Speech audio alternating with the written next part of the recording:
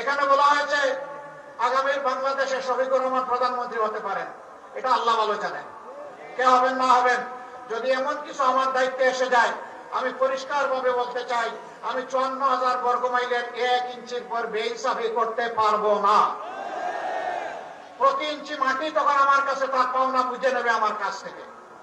হ্যাঁ, সিলেটবাসীর সঙ্গত যে সমস্ত পাওনা বঞ্চনা, সেগুলা সিলেটবাসীকে সসম্মানে তুলে দেওয়া হবে।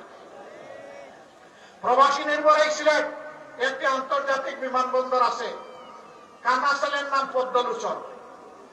এর চোখে দেখে না, এটার নাম রাখা হয়েছে পদ্মলোচন। যদি এটা আন্তর্জাতিক বিমানবন্দর হবে, তাহলে সকল এয়ারলাইন্সের ক্রাফট এখানে নামবে না কেন?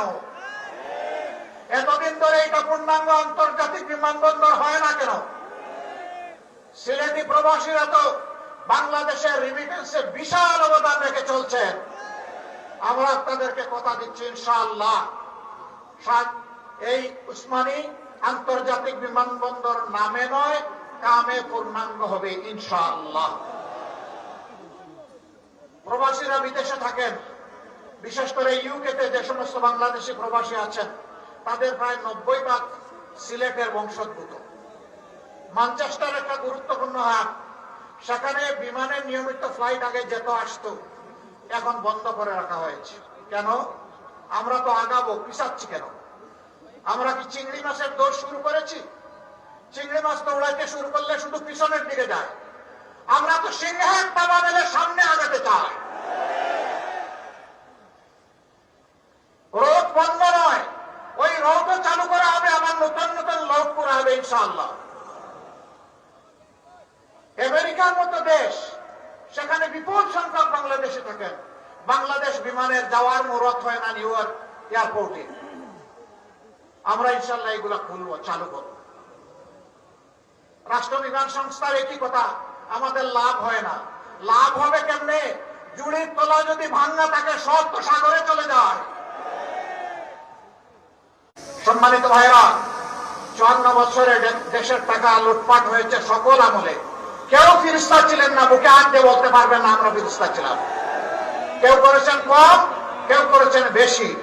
শুধু ফ্যাসিবাদী 15.5 বছরে বাংলাদেশ থেকে 28.5 লক্ষ কোটি টাকা বিদেশে পাচার করা হয়েছে। এই টাকা কার? এই টাকা 18 কোটি মানুষের। এই টাকা আজকে জন্ম নেওয়া শিশুর। এই টাকা রাস্তার পাশে বসে আমার যে ভাই, আমার যে বোন ভিক্ষার তলা নিয়ে মানুষের কাছ থেকে ভিক্ষা নেয়, এই টাকা তারও। আমার যে ভাই হাড়ভাঙ্গা পরিশ্রম করে চা বাগানে কাজ করে, অথবা রিক্সা চালায়, অথবা অন্য কোনো যানবাহন চালায়, কিংবা কোনো মেল ফ্যাক্টরি ইন্ডাস্ট্রিতে কাজ করে, অথবা ক্ষেতের মধ্যে কুদাল এবং লাঙ্গল চালায়, এই টাকা তার। জনগণের এই টাকা যারা চুরি করেছে, আল্লাহ তাআলা আমাদেরকে দায়িত্ব দিলে আমরা ওদেরকে শান্তিতে থাকতে দেব না। ওরা দুনিয়ার যেখানেই থাকুক না কেন, জনগণের এই হক যদি তারা স্বেচ্ছায় দিয়ে দেয়, তারা অবশ্যই এটার জন্য অভিনন্দিত হবে। কিন্তু যদি ফেরত না দেয়, রাষ্ট্র ইনশাআল্লাহ ওদের মুখের ভিতর দিয়ে হাত ঢুকে পেটের ভিতর থেকে বের করে নিয়ে আসবে। কাউকে ছাড় দেওয়া হবে না ইনশাআল্লাহ। সেই টাকা রাষ্ট্রীয় কোষাগারে যোগ হবে। যে এলাকায় যত বেশি বঞ্চিত, সেই এলাকায় সর্বপ্রথম উন্নয়নের কাজ শুরু হবে।